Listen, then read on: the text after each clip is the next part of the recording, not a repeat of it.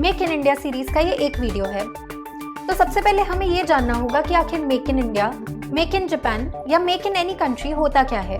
तो दरअसल होता ऐसा है कि कोई भी प्रोडक्ट एक ही देश में कम्प्लीटली नहीं बनता या बनाया जा सकता। जैसे अगर मोबाइल फोन है तो उसके अंदर एक ऑपरेटिंग सिस्टम होता है, प्रोग्रामिंग होती है, चिप होती है।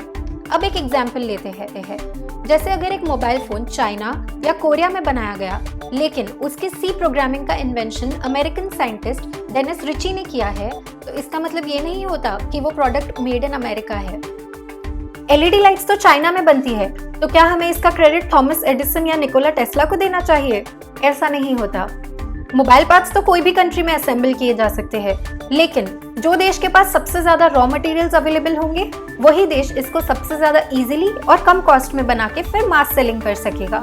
अब एक एग्जांपल लेते हैं, कोई भी इलेक्ट्रॉनिक आइटम हो जैसे कि एक मोबाइल फोन या फिर कोई कंप्यूटर, तो उनके अंदर सबसे ज्यादा बेसिक और कोर पार्ट होता है चिप, और वो चिप बनता है सिलिकॉन से।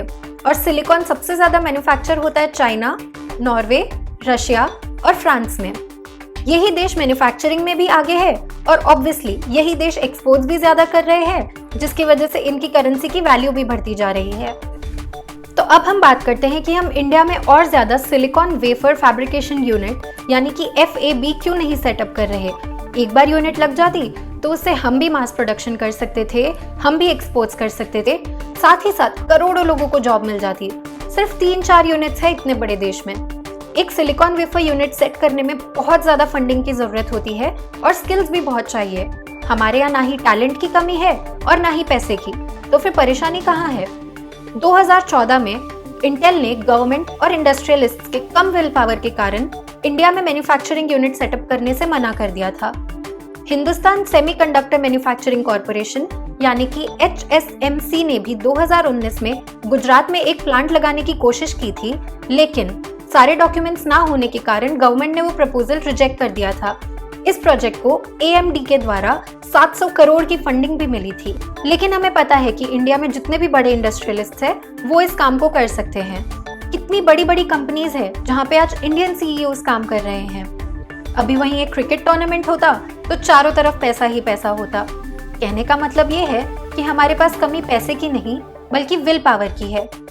ये सारे लोग मिलकर गवर्नमेंट पे एक ईज ऑफ बिजनेस का प्रेशर क्रिएट कर सकते हैं।